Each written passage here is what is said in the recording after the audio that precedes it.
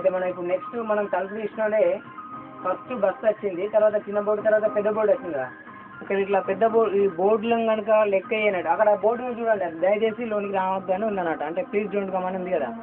దీన్ని కూడా లెక్క చేయకపాటు మళ్ళీ నెక్స్ట్ ఇట్లా తలుపు తీసుకుంటా కొద్ది లోపలికి పోతే ఈ కర్ర ఇప్పుడు మనం లెక్క చేయకుండా ఈ కర్ర అని చూడండి. ఇప్పుడు ఫస్ట్ ఇది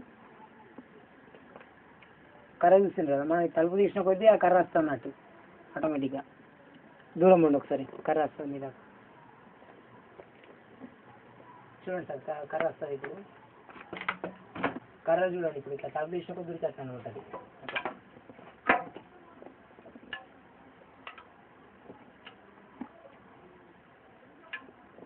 అంటే ఇది మట్టి తగ్గట్టు రాడు బాగా మనం కర్ర మార్చున్నాం అన్నట్టు. ఈ కర్ర ప్లేస్లో కనుక ఒకసారి దీన్ని చూపెట్టండి. కర్ర ప్లేస్లో కనుక ఇలాంటి పరికరం ఇట్లా అమర్చి ఉంటాం అనమాట.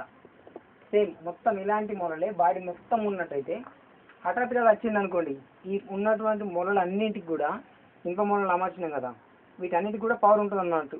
సో ఇలాంటి ఈ పవర్ ఉన్నటువంటి మొలలు వచ్చి బాడీలో దిగిన తర్వాత ఏ వ్యక్తి అయినా సాధారణంగా బతకలేడు అన్నట్టు. ఇది అయిన తర్వాత ఇప్పుడు కర్ర వచ్చింది కదా, ఇట్లనే ఒకసారి ఊహించుకోండి, దీని ప్లేస్లో ఇది ఉంటే ఎట్లుంటుంది. అంటే మనం మొత్తం ఇట్లా బాడీ తయారు చేయడానికి డబ్బులు లేక మనం మామూలుగా ఈ కర్రతోని చేసినాం అన్నట్టు. కర్ర అయిపోయింది కదా. So next